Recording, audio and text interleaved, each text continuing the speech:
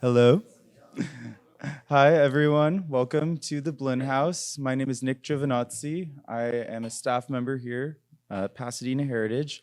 My title is Community Engagement Coordinator, and I'm filling in tonight for Bridget Lawler, our Director of Preservation and Advocacy. I'm very happy to introduce Etan, who has been a great collaborator on some really amazing programming with Pasadena Heritage. We're happy to have him here and continue that programming. So just a little bit of background about Etan.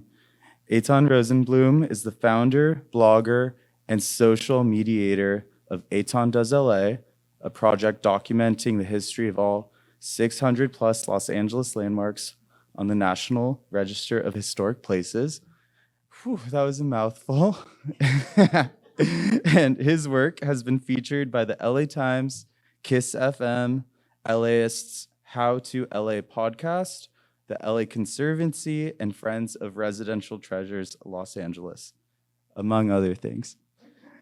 By day, Etan works for an organization that gets songwriters and composers paid when their music is played. He grew up in Altadena, just up the road, just everyone look north. And he currently lives in Valley Village with his wife, kid, 2 cats, and a spectacular collection of 4,400 CDs. Pretty cool. And without any further waiting, I will welcome Etan. Thank you all for being here as well. Hi, everybody. Those CDs were new when I got them. Now they're historic, so it fits in very nicely. So first of all, thank you so much for being here. Thank you to Pasadena Heritage for having me. I feel like there's a little bit of Pasadena Heritage in me because I did grow up in Altadena from the age of 4 to 18, after which I hightailed it out of there.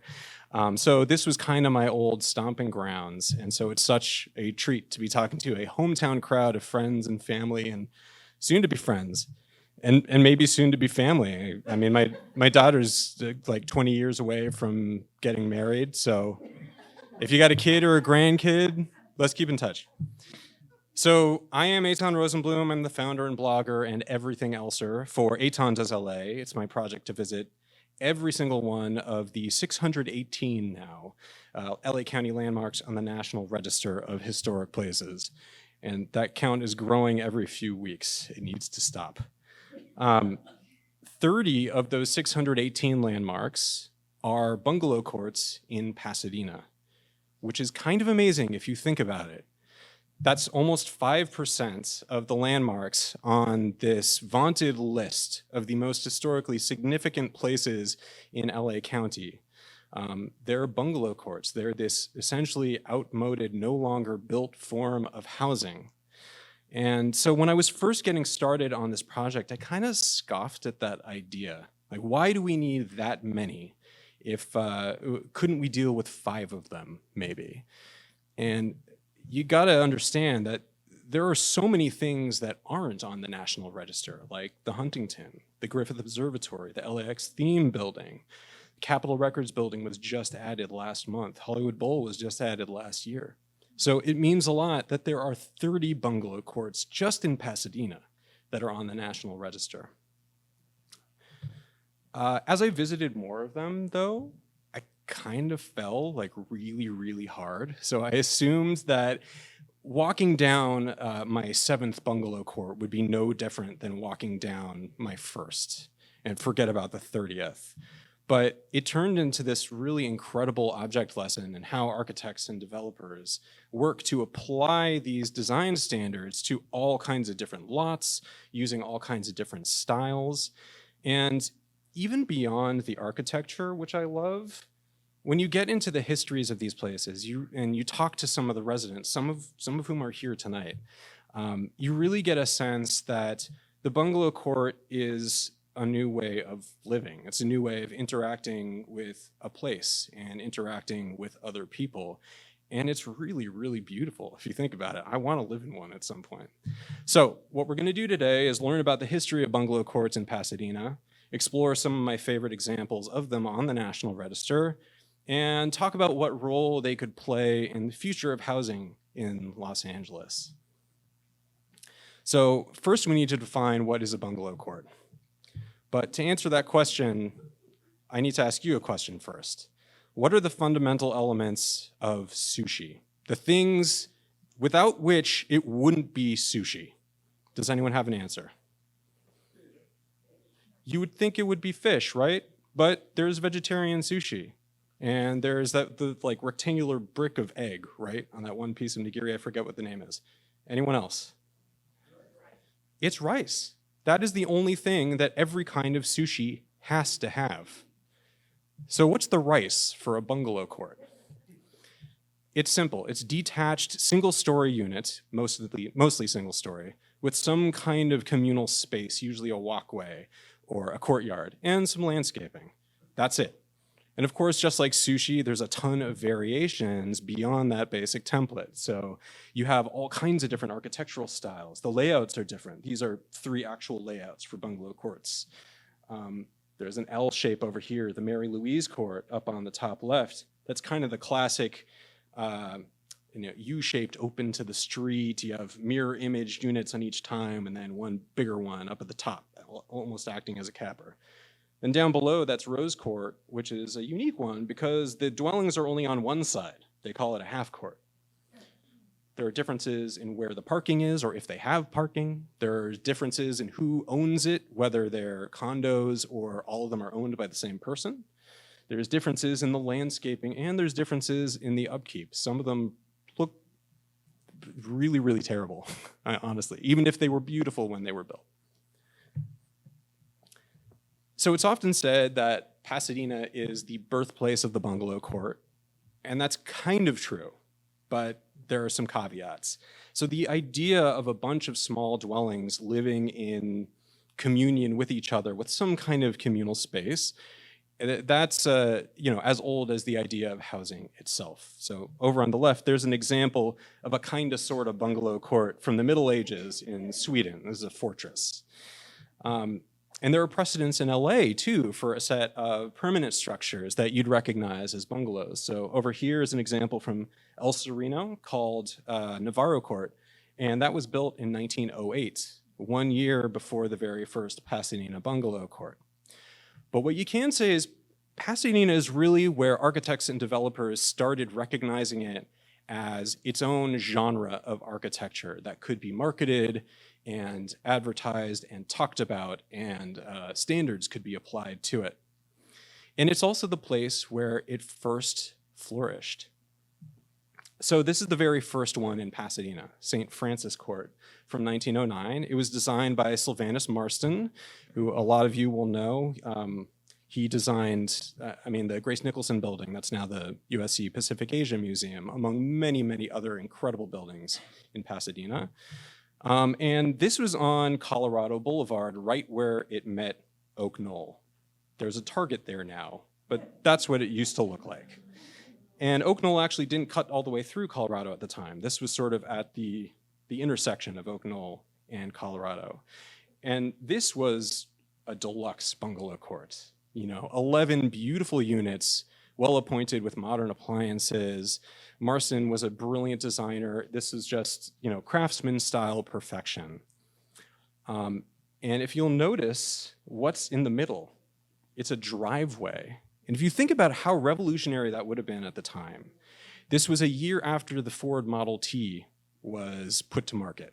The very first mass market factory-made car available to the middle class, essentially. This is just a year after that. So as early as 1909, Marston and whoever developed this thing were thinking about what are people in the future going to do with their cars, and how is transportation and housing going to interact in the future. This was disassembled, the St. Francis Court. 5 of the units are now on their own lots at the corner of Catalina and Cornell. You can go walk by them.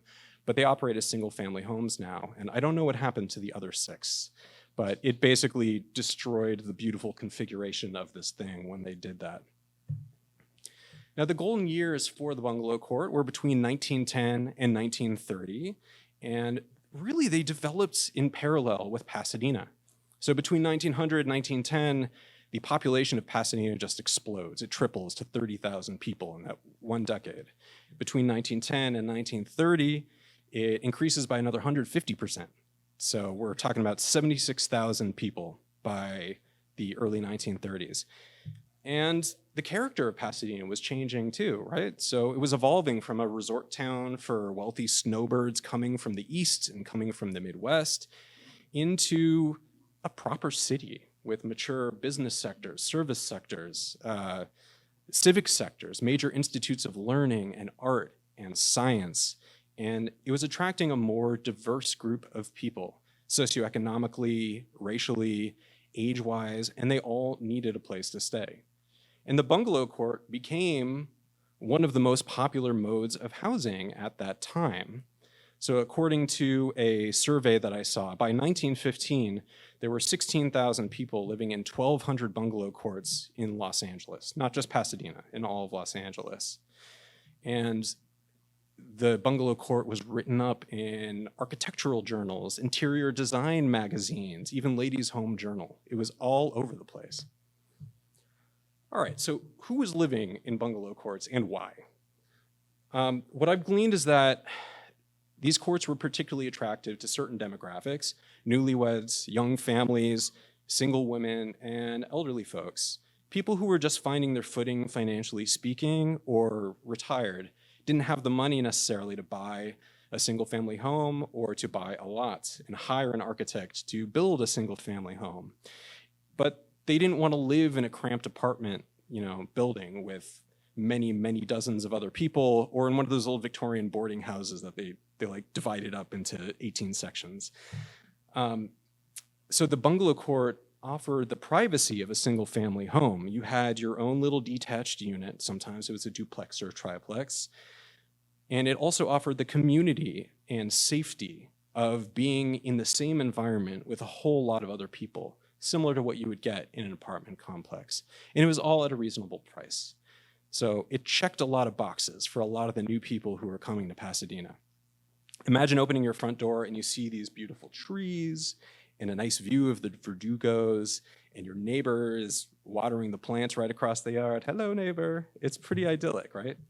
And also, oftentimes, they were right on a Pacific red car line or very nearby. So it was super convenient to live at a bungalow court if you were carless, which many people were in 1910.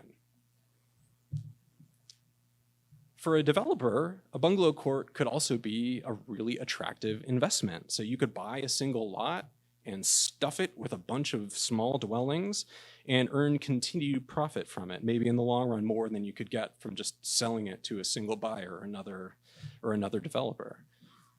So Arthur Heinemann, who was one of the pioneering architects in Pasadena, but specifically in bungalow court land, he designed a couple of the very first bungalow courts in Pasadena, along with his brother Alfred. He had a lot of very particular ideas about how courts should be designed.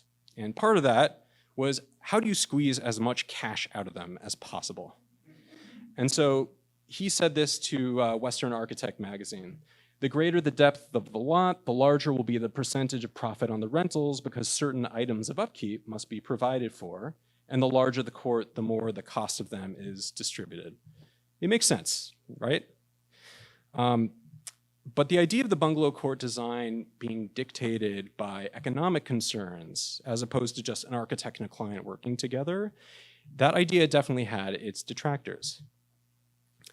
So one famous Pasadena resident said this about bungalow courts in general: it would seem to have no other reason for being than that of making money for the investor. The style and design of each unit is uniform, making for the monotony and dreariness of a factory district. This is a good example of what not to do.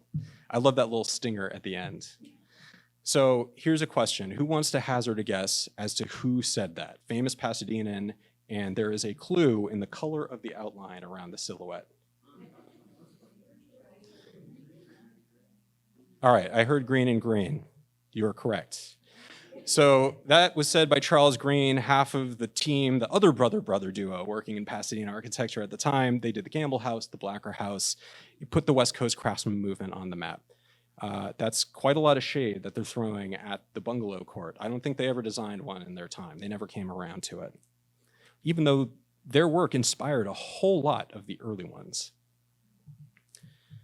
So Charles Green was talking about bungalow courts in general, and I wouldn't say he's 100% wrong about some of the ones that came around later. There are a lot of ho-hum versions that are designed without a lot of thought to livability or interest, aesthetic interest. Some are very utilitarian. But his assessment definitely does not apply to this one, Bowen Court. This is the oldest bungalow court in Pasadena that's still in its original location. It's one of my absolute favorites, and it's also the largest. So Bowen Court has 23 buildings. I think it's 35 total units in those 23 buildings, and they have varied floor plans and roof lines and colors. Some of them are detached, some of them are in duplexes. There are 5 of them that are connected in a 5-plex. Is there a word for that? 5-plex? It's like triplex, pentaplex. Okay, we'll call it that. The landscaping is lush and jungly, especially after 113 years of growth. And there are these sweet little details you can see over there. The orange circles are mine. That's not part of the actual design. So that's one of the doors from the inside, and there are these 4 vertical slats that make the window. And then if you look down at the handle set at the bottom, the same pattern of 4 vertical slats is in the handle set. If you open the door, there is a wall enclosing the porch that has 4 vertical slats just carved out of it.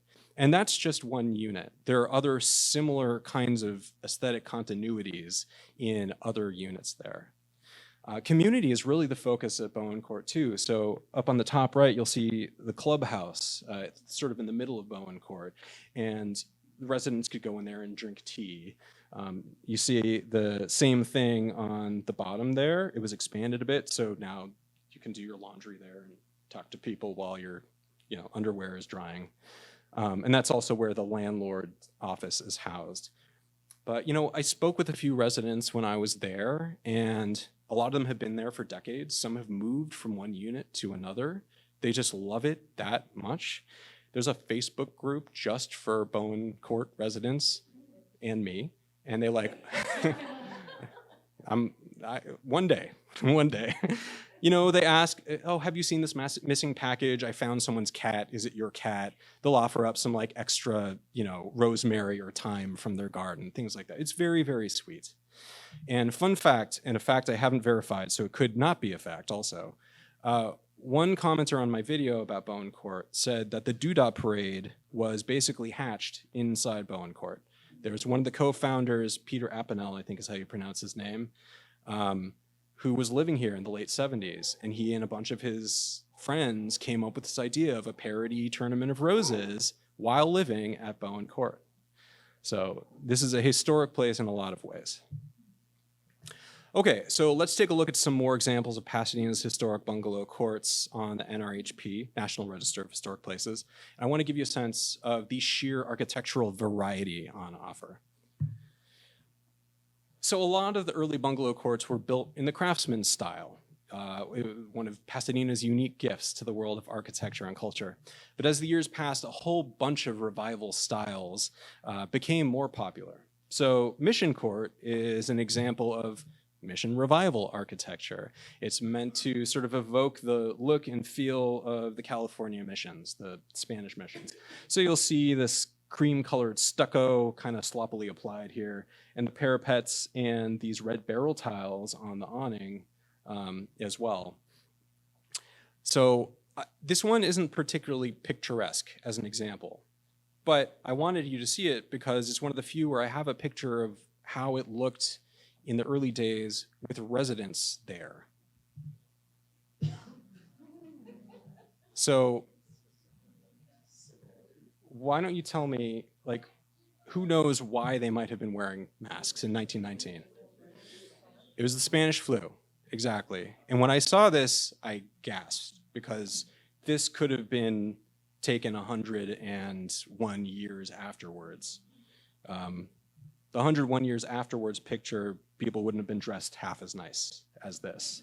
And they're also not social distancing there. But yeah, I don't have a lot of examples of pictures of these things contemporaneous to when they were built that have actual people in them. So this is a really special document. So if you kick up the fanciness level of the last one a little bit, you get Mary Louise Court on Mentor Avenue. This is a great example of a Spanish colonial. So it has some of the same stucco and red tile of the last one, but also it has these metal lighting standards over here. I really love how the lighting standards and the Mexican fan palms are sort of like forming a circle around the fountain. It's like they're doing some weird witchy ritual. And also the chimney over on the top left, you don't often see a chimney that's angled like that. You know, it looks sort of like an elephant foot or something. So one notable resident of Mary Louise Court was this guy, Herbert Kalmbach, who was the personal attorney for Richard Nixon during the Watergate years. And he actually went to jail for 191 days for illegal fundraising as a part of that whole shebang. So Kalmbach lived here in the 1950s when he was going to law school at USC. There's a picture of him in the breakfast nook. I photoshopped it. And here's another one that I also photoshopped of him just hanging out in the shared space. He looks like he's just like having a nice walk in the sun, maybe to do some gardening. But the photo of him was actually taken from the day that he had his arraignment in court. So can only imagine what he was thinking. Oh, and there are units for rent at Mary Louise Court, though not the one that he stayed in. So this is just darling, Euclid Court here. All that Tudor style half timbering, the different plans of the units, the kind of wending pathway that goes through the whole thing. There are different styles of facades. There's a jerkin head up on the right. There's a regular gable over on the left side. It's varied. It looks like a village rather than something that was designed all at once. And in fact, it wasn't designed all at once. So this building over here, this is from 1888. It used to be covered in shingles. And it was moved here in 1921, covered in stucco and fake half timbering. And then the rest of the units were built around it. It's weird, if you look really closely at that window, it almost looks like this is literally just a front, like the rest of the building is missing.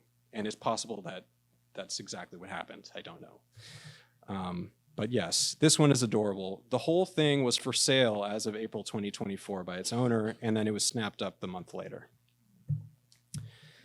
Bryan Courts, one of my favorites. So this is a combination craftsman and English cottage style court. And it puts them in this formal garden setting. You see this like incredibly chiseled hedgerow here that you could shave with. This one is sunken below street level on South Marengo Avenue. And so it has an even more secluded feel. And it was designed by D.M. Renton, who was William Wrigley's favorite construction supervisor. Wrigley, of course, is the owner of Wrigley's Chewing Gum and the Chicago Cubs, and the man that made Catalina Island what it is today. So D.M. Renton designed his summer cottage in Avalon, the thing that kind of overlooks the bay. It's a very expensive hotel that you can stay in now. He also construction supervised the Catalina Casino, that famous round building, the first thing you see when you're going into Avalon. And he also supervised the Wrigley Mansion in Pasadena, which is now headquarters of the Tournament of Roses. So Bryan Court is a unique one because nobody lives there anymore. The units were all renovated for business use in the late 1980s and early 1990s.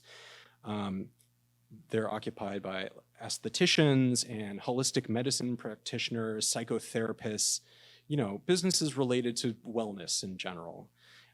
So the reason that nobody lives there anymore is the city of Pasadena worked with Pasadena Heritage, actually, to form a special business overlay zone in 1983 all along South Marengo. So if you walk up and down that street, you'll find that a lot of the old craftsman houses, not just Bryan Court, are actually occupied by CPAs, wealth advisors, property managers, kind of wellness of a different kind, right? And I think it's more than just a historical quirk. It's an example of how things like changes in zoning can really help in preservation efforts. And it's also an example of a complete change in the nature and use of a house can help kind of evolve the city. It evolves along with the changing needs of the city. So this one is just down the street from Bryan Court. It's so cool, it doesn't even have a name of its own. It's just named after its address. It's an unusual example of an Art Deco court. You see almost no Art Deco residential architecture in Pasadena. It was designed by DJ Ringle. I love that name. Sounds like a Saved by the Bell character. And I love the details here too. It has these fluted parapets that look like a bunch of swords sticking up. The black and gold tile decoration over there. And there's a diamond-shaped grass cutout from the driveway that you can barely see sort of at the back of that photo over there. And you also notice, similar to St. Francis Court, this has a driveway going right down the middle. You know, they completely did away with the walkway that you typically see in the middle, which is a lot more dangerous, right, than it could be. But it really shows you how by 1931, when this thing was built, LA was becoming a car town. You needed an easy way to get back to that garage. Some of the early bungalow courts didn't have any parking at all.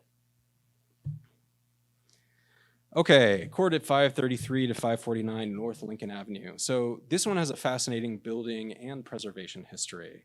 So it was built in 3 waves. The first 2 units were built in 1922 with an architect listed named G.W. Tombleson. A third was built a year later with just a contractor listed. And then a fourth was built with a different contractor listed and no architect. So it wasn't that uncommon by 1925 to have your contractor also be the designer. You know, a lot of the standards of bungalow court design had been set by then. So you didn't need to be an expert, well-trained architect to put together one. But there is another theory that I had read about that I want to believe is true. The unit over here looks very, very similar to style number 79 from the Ready Cut Pacific Ready Cut catalog, published in 1923. And so there is a good chance that that unit was ordered from a catalog. All the lumber and glass and materials and everything was shipped to the address, and then they hired a contractor to build it. Also not uncommon for the time, but when I figured that out, I was just like, that doesn't happen anymore, and that's kind of amazing. Okay, another question. How many of you have bought a car from Rusnak Auto Group? All right, my mom is raising her hand. Anybody else? Okay, great. So some of us know Rusnak. My first 2 cars, they were Volvos, and they were purchased from Rusnak. So in the late 70s, Rusnak bought this court, along with a bunch of other properties in what they call the Lincoln Avenue Triangle. It's an area where like Lincoln, Orange Grove, and the 210 kind of intersect. They wanted to build this massive auto center along with a couple other luxury car dealers where they would sell super expensive European cars and might have like an expensive fix-it shop too. And they would displace 100 families plus an elementary school and a Japanese cultural institute. Obviously, a lot of people were opposed to this, preservationists and residents for sure. And it never ended up happening. They didn't get the $3 million from the feds that they needed to fund the thing. But what it meant was that for about 20 years, Rusnak was sitting on all of this property that it had purchased in the late 70s. And it wasn't doing much to keep up those properties, because why would you if the plan was to demolish them, right? In the early 2000s, they started selling them off. And so for this one, a new owner named Peggy Names, I love her name, came around. She had a lot of history with craftsman architecture. She lived in a craftsman bungalow that her grandpa had built somewhere else in LA. And so she purchased this court and started slowly renovating it. And she did it right. She ripped up all the linoleum and the carpet, exposed the hardwood. She replaced all of the rotting siding with like really nice redwood. When she needed to replace a window, she even found that wavy glass that isn't made anymore. Super expensive, but she wanted to be period specific. This is the kind of landlord that you want. Not only because she's fair with her pricing, but also because she's the right kind of steward of a historic property. And that leads me to my last example, Guards Court. You can't do a talk for Pasadena Heritage about bungalow courts and not talk about Guards Court, because its history is very much connected with Pasadena Heritage's in a couple important ways. This is the oldest extant Pasadena bungalow court in its original configuration from 1910, a year before Bowen Court. The Craftsman Tudor hybrid and a pretty classic like U-shaped layout with units mirroring each other across the walkway. No one is 100% sure who the architect is. So Robert Winter, who usually is the regarded expert in this kind of stuff, anything bungalow related, he thinks it was Sylvanus Marston, same guy who did St. Francis Court. But most historians attribute it to Myron Hunt and Elmer Gray. Myron Hunt had a part in building this very building. But also the Pasadena Central Library, the Huntington Mansion, Mount Wilson Observatory, Throop University that became Caltech. Everything. He just did everything. Quite a pedigree. So it was commissioned by Kate Crane-Gartz, who you see over left, very classy lady, an heiress to a plumbing fortune and a philanthropist for progressive causes. In the press, she used to be called the Parlor Pinko for hosting famous lefties like Upton Sinclair, Albert Einstein, and Aline Barnsdall at her estate in Altadena. In fact, I think I read that when Upton Sinclair was arrested in something like Long Beach for literally reading the Constitution in public, she was the one that bailed him out. So Guards Court has an incredible preservation history. It wasn't always where it is now. It used to be 2 miles east on Madison and Corson Street, right where the 210 now runs through. There was an engineering company called Montgomery just down the street that bought Gartz in 1982, evicted the tenants, announced plans to demolish the court to expand their offices. Trouble is they needed a zoning variance. So basically that area was zoned for housing and they needed to get official approval to build some kind of office structure there. Those plans didn't sit very well with the city, nor did they sit well with Pasadena Heritage, which was a new organization at that time, just a few years old. So they worked together with Montgomery and hatched a plan where Montgomery would pay something like $30,000. They would get funding from other places. They would move the bungalows 2 miles to an open spot on Pasadena Avenue and then sell them off. And in exchange, Montgomery would get the variance that they were seeking. So Claire Bogard of Pasadena Heritage, who is with us tonight, she worked incredibly closely on this project, along with Linda Dishman, who at the time was working for Pasadena's planning department. And Linda would eventually go to lead the LA Conservancy for decades. She just retired recently. And in spring of 1984, the 6 units were moved by truck in the dead of night. I have a picture here of both the truck with the house on it, and then there's Claire. And Linda is sitting in the truck. So look at how elated they are. This must have been, what, like 2 in the morning? Something like that? Around midnight, okay. So once the bungalow court was kind of in place, they hired an architect named Stefanos Polyzoidis, who is the guy when it comes to bungalow history and architecture, to restore it right. And eventually they ended up building some extra garages behind it. It took a lot of convincing of the new neighbors too. So I think Claire and Linda did a lot of, canvassing the area, talking to them, explaining exactly what they were going to do, how by the book this whole thing was going to be. And they ended up winning over that entire neighborhood. And we actually have a Guards Court resident here in the back, somebody that I met. That's Kevin over there. Hi, Kevin. So as you can imagine, once they were put up for sale, these units sold very quickly. So they're all individually owned, which is kind of unique for a bungalow court. And a lot of the residents have been there for a long time. One of the original owners who bought in 1985 is still living there. And these pictures are from 4 different units, interior of 4 different units. And I wanted you to see these just to show how everybody makes it their own. Like Gart's is very cohesive in its look on the exterior, but you have very different looks on the inside. The one on the top right, I think the resident there peeled back a lot of the original paint, and so you see the original wood just gleaming. It is gorgeous. And over here on the bottom right, this guy takes a bunch of sticks and logs in the massive backyard of Gart's Court, paints them, and carves animals. It's just darling. And then there are some seats in the shape of teeth. And a Noguchi lamp also. That's pretty cool. Okay, so I think we've established beyond a shadow of a doubt that bungalow courts are awesome. Everybody wants to live in one. Residents love them, architecture fans love them, preservationists love them, and certainly Pasadena loves them too. So the obvious question is, why don't we build these things anymore? It's been like 80 years since there were a normal amount of bungalow courts being constructed. So the first big thing was super boring. It was parking mandates. So starting in the 1930s, LA became one of the first metropolitan areas to require that if you're building a multifamily house, you need to include one parking space inside, like in a garage, for every unit that you built. And by 1934, that applied to everything from duplexes on up to massive apartment buildings.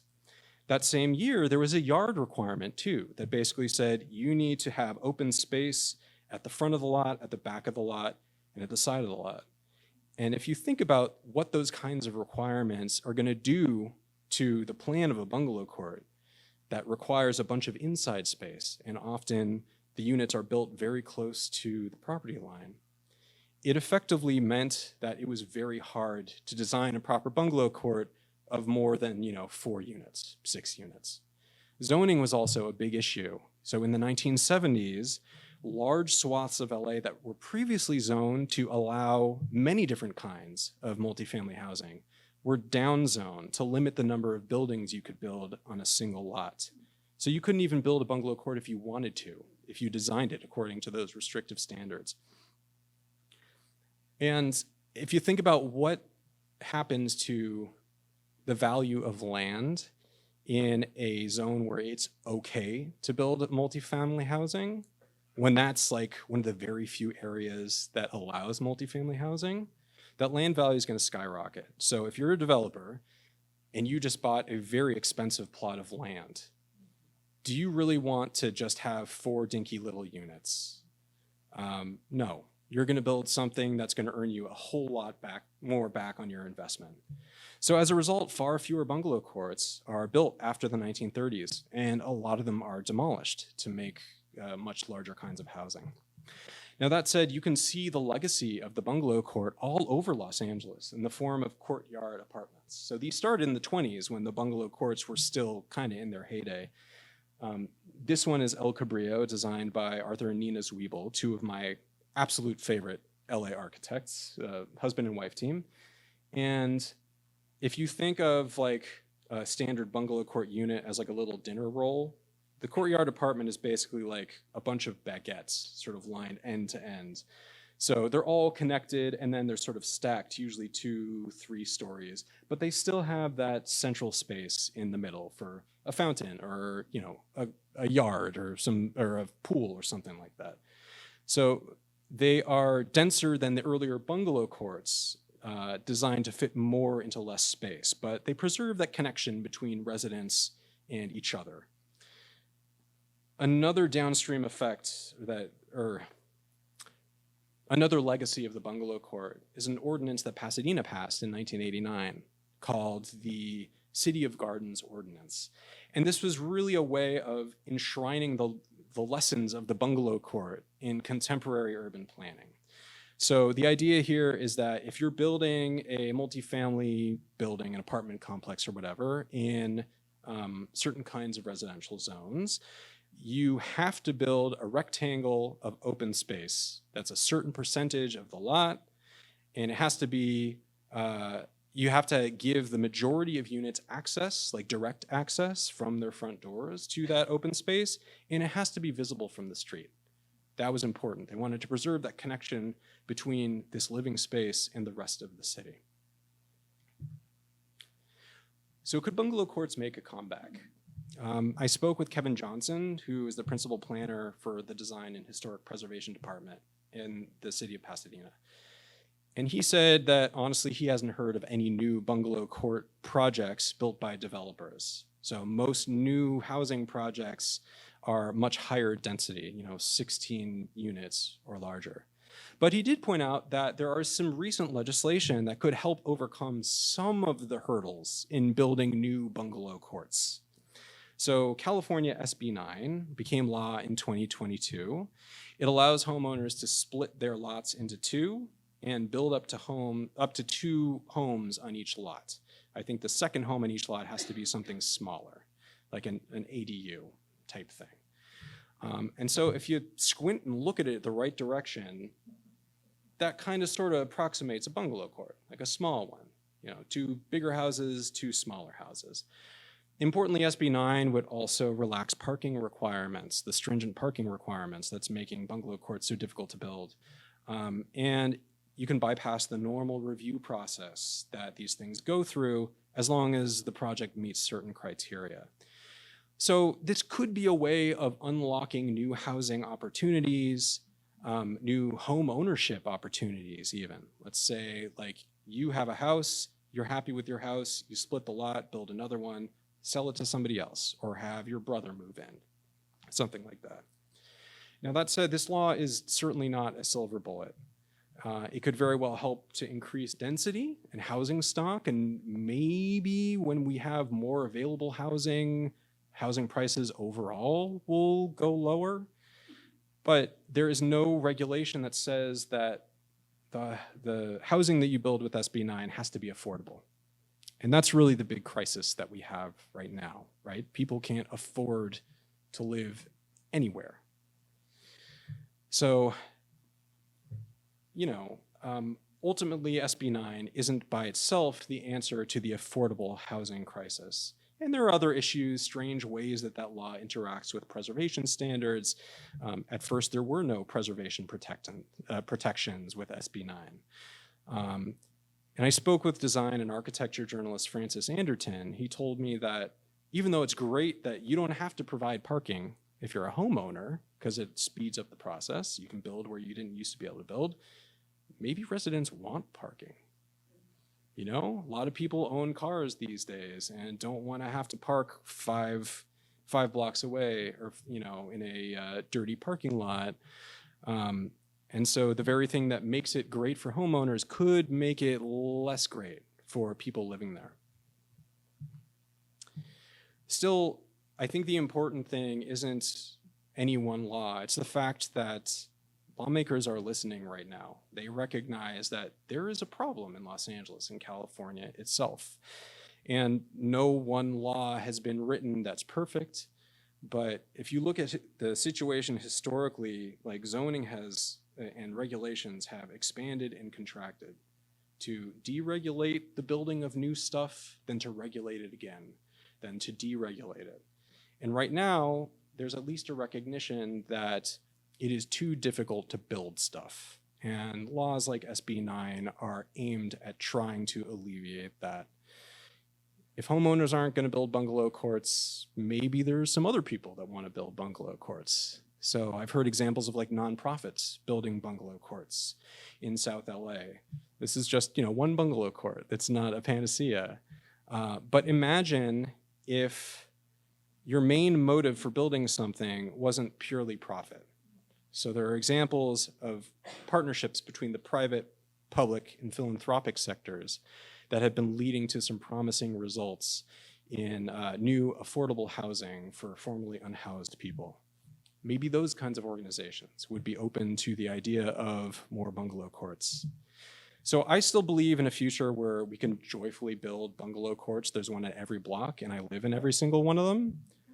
But in the meantime, you're really lucky in Pasadena because you have a whole lot of fantastic historic ones that you can check out and maybe live in. And it's been that way for over a century.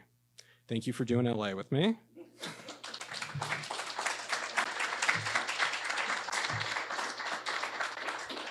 So we have some time for questions. If anyone has or several questions. Nick, remind me, how are we going to work this? Do we have another? Sure. The upcoming November bus tour of Bungalows. Are you going to be on it? Thank you for reminding me to talk about that. Should I use this one? She sounded pretty nice and loud. Yeah. So, okay. Yeah, embarrassingly, I just found out about it today. So this was totally my fault. I think my friend Molly in the back did a video about the whole thing. I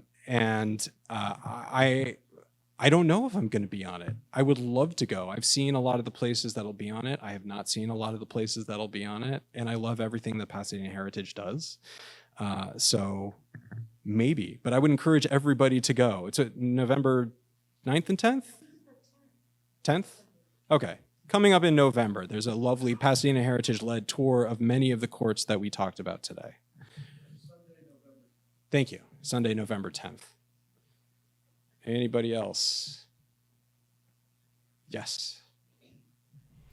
That Art Deco court was 2 stories. Mm-hmm. Where, do you know if each of those, let's call them units, were both floors? That's a great question. I want to say that they were, and that's rare. Oh, sorry. She asked about the Art Deco court on South Marengo. There were a couple 2-story units, and she was asking, are those 2-story units, or is it like a duplex with one in each? You know what? I'm going to change my answer. I think I remember seeing like a staircase outside, which would suggest that the top floor is probably a separate unit. But that one is amazing, right? Yes? Etan, did you ever get to Rhineway Court?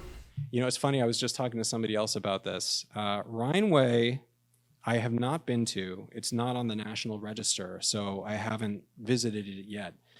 Weirdly, though, all of these bungalow courts were added to the National Register in 2 batches. There are a couple sections, but there are a couple exceptions. But I think one batch was 1983, another batch was 1994. And so you see them listing like 20 bungalow courts at a time. And Rhineway was listed on the one from 1983, but then somehow it dropped off and never got added. So I have no idea why that was. All the pictures I've seen, like, seems like a gorgeous place. So it's possible that an owner objected to it at some point. Otherwise, I don't understand why it wouldn't be on the National Register. Yes, in the back there. Yes. The origin story of the bungalow court in Pasadena, were they initially built entirely as rentals, or was it like it is now, that some were rentals and some could be purchased? That's a great question. As far as I know, all of the ones originally were rentals. I'm trying to remember the history of the few where they were converted into condos, but I think that was a later development. Yeah. Yes. This becomes part of the blog. Oh, it's already part of the blog. So I think this was recorded for later, but all of the places that I've talked about, I've covered on video and written about for my blog, etandoesla.com. They're broken out into, you know, I think 5 different posts. I wouldn't want to do a single post on 30 things. That's too much for anybody. I think at the start you said there are about 630 LA County listings on the National Register. 618 as of last Friday. And where are you on this? So I think I just did 238. The last one. No, I do not do them in order. That would be insanity. I knew somebody who was on Instagram, and they were visiting every city, incorporated and not, in California in alphabetical order. And so when they decided that they weren't doing the incorporated or unincorporated ones at first, and when they decided halfway through A that they were going to start doing the unincorporated ones, they had to start over. Because like you have to go to Altadena, right? And you have to go to Altadena in order if you're that person. Yes, Dad.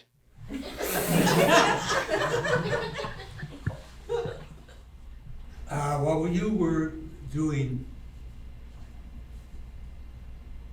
your speech, the question came to me, and I'm not going to ask it, but I'll repeat the question. I'll repeat the question. In spite or despite or in lieu of the economics of Bungalow Court, which you explained very well, objectively, it did have a statement of how people relate to each other. Mm-hmm. And we'll leave that for some other time, but it seems to be very important.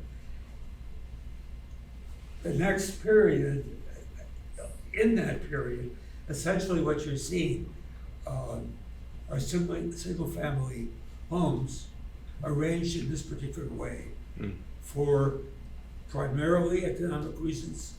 Is that correct? Are you saying, like, you're asking after bungalow courts had their time, kind of what came next? Well, there were a lot of descendants of the bungalow courts, or things that came afterwards. So I pointed out courtyard apartments, but there's all kinds of other things that kind of took their place also. There's, massive apartment complexes that were built all over the place throughout the whole history.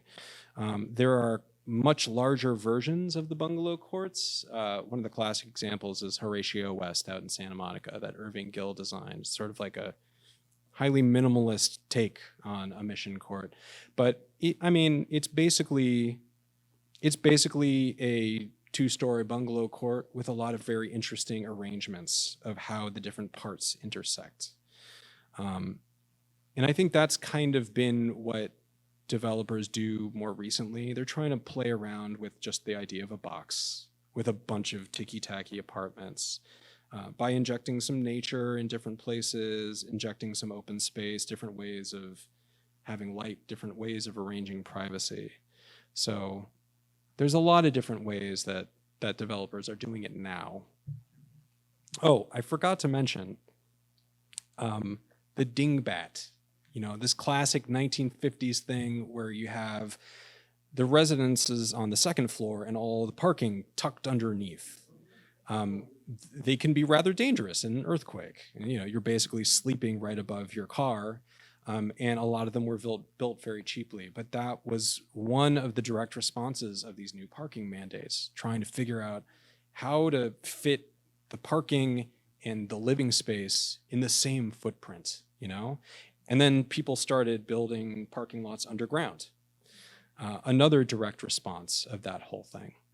So I hope that sort of answers your question, like what happened to multifamily housing. Okay, last part. One more thing. Here we're talking about a particular form of relating to people. Mm-hmm. What you might say is a idea of a communal relationship between people. It seemed to me that the suburban post-World War II arrangement of houses, which is all along this street, that's simply a folded out version of this with something quite majorly different. Yeah, it's a really interesting point. His point is that, like, when you look at the classic post-World War II suburban arrangement of just houses all arranged in a row on a lane, maybe many of them are built on the exact same plan, and there's a street going through, then it kind of looks like a much larger scale version of a bungalow court. And of course, the difference is that the bungalow court is designed to be self-sustaining, and the only criticisms I've ever seen of bungalow courts have been that they can feel cloistered, separated from the rest of the city. And especially later on, when places like Bowen Court, they introduced gates at the front, right on the street, that feeling of seclusion and separation it's enhanced, I think that makes them even more special, honestly, when you get in, it's like you're in this little safe oasis. But I see your point. Like aesthetically, it's sort of aligned very similarly. Yes. May I be the bearer of good news? Please. For those of you who do not know, Gart's Court is being replicated in Monrovia.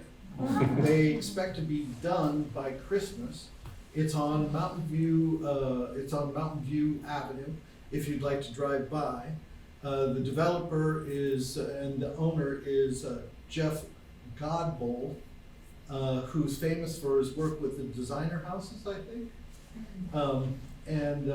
They've been over to Gart's Court to measure for the last year and a half, very carefully. They don't have the same amount of space in their lot. So instead of having individual garages near the unit, they'll all be lined up in the back, which was one of the original ideas for Gart's Court, but a neighbor spoke up in the city council and said he had a friend in South Pasadena who had that configuration. He just got mugged. And so the council redid their vote and said that Gart's Court had to be put exactly as it was. Am I telling the truth, Claire? I think, but I don't remember that detail. Yeah, this is from Tony Hankel's across the street, one of 15 boys. Anyway, so anyway, I've just been there to take pictures. I have pictures in my phone of this new Gart's Court in Monrovia. It's beautiful. It's painted exactly the same columns, same units, except for the duplex in the back at Gart's Court has been separated by 4 feet so you can get to your garage. Got it. It's beautiful, you guys. You might want to go see it. Thank you. Is there a name of the property? I don't think there's a name for it, but one of the most interesting things is we found a very old picture of Gart's Court, and its original setting on Madison, it had kind of a superstructure of boards at the entrance with 2 cement seats. And we can't do that at Gart's Court. They couldn't do it when they moved it there. But Jeff is gonna do that for the new one. How So, many units are there? 6 units in exactly the same configuration. Big ones in the front, medium ones in the middle, little ones in the back. But go see the original one. Where Kevin So, see them both. So I Yes, guess sir. my question for you, I mean, he can answer my question, but I asked for the group here, because I think it's conducive to what you're talking about, is if in fact this is happening, and it is, I've seen the pictures, then it opens up the question of what is the cost-benefit ratio that this person has arrived at, because he's going to rent them, Right? that allows him to, he could be taking a total loss on it. This may be a passion project or something. It would be very interesting to know if it's the community he's in, the land values are lower, he can actually pull something like this off. Is it just a vanity project or whatever else? But it's, when Kevin told me about this, I said, it's hard to believe because nobody else is doing it. Yeah. So it's so unique, it would be a very interesting examination to see exactly how he's doing this. And Kevin told me what he expects the rents to be. And Sure. They're not insane. They're not cheap, but they're not insane. No, it's a great point. I spoke with an architect who's working on an SB9 project right now, building a kind of sort of bungalow court in Northridge. And she was saying that bungalow courts are in this unique middle ground where they may be too expensive for your average just single homeowner to be able to afford that kind of expansion of the existing lot, but they're also they're not valuable enough a kind of property for like a big name developer to do. So they're in this weird middle ground. Yeah, I wonder how that person is financing the project.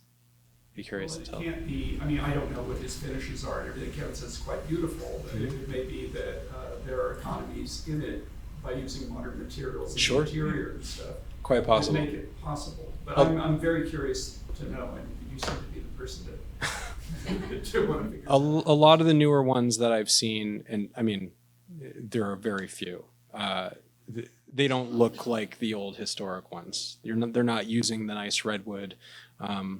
But bungalow court, the form is flexible enough to accommodate pretty much anything that you want to do with it. It's just an arrangement of small units with some landscaping and something down the middle. Beyond that, and the sky's the limit, you know? Make them all glass. Sure. And with that, do we have any final questions that we'd like to put out there? Sorry, I forgot. Oh, it's spooky season. So here's a bungalow court in Pasadena with a skeleton hanging from it. Yeah. That's good. Oh, I wanted to say one thing. So this is all about Pasadena bungalow courts, but there's still a lot of them in LA outside of Pasadena. There is a company called Esoteric.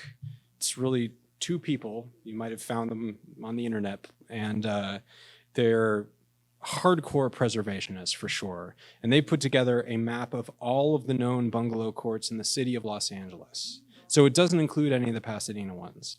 But if you're really interested, go to esotoric.com. It's like esoteric, but tour instead. ESOTOURIC, and search around for their bungalow map. It's worth exploring. Sorry, yes, you had. Okay, you're talking about one specifically on the National Register. I know there's some that aren't on that, but they're the Pasadena Historical Bungalow Courtyards, and there's some that aren't on either. Do you have any idea how many of these courtyards, just not National Register, are in the city?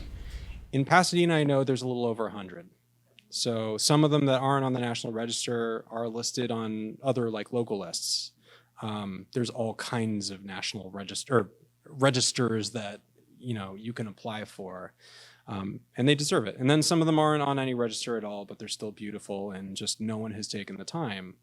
That happens a lot. I like to say that every building that gets onto the National Register needs a champion who wants to take the time to fill out the paperwork and send it to the state and have the state return it, and they make edits, and then they turn it to the National Park Service, and it takes time, Well, that's a way to protect them, clearly. Yeah, it's a big topic of conversation because I want to wish that this list that I have done so much to investigate actually had more protective power than it does. Sadly, it doesn't. You can still demolish something that's on the National Register if you're a homeowner. There are hurdles to jump over, for sure. The local landmarking has more power to put up those hurdles. But ultimately, most of these properties are private properties. So you can knock them down. Plenty of people have. It's sad. But that's why we do these educational things, right? To build up more of a wellspring of support for keeping them where they are, just like Pasadena Heritage does every day. Good segue, right? Yeah. And thank you. With that, everyone, I would like to thank you again for joining us here at the Historic Blinn House. Thank you for supporting Pasadena Heritage's programming.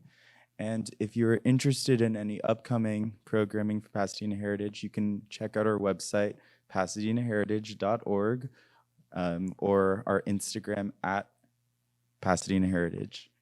And thank you all again. Have a great night.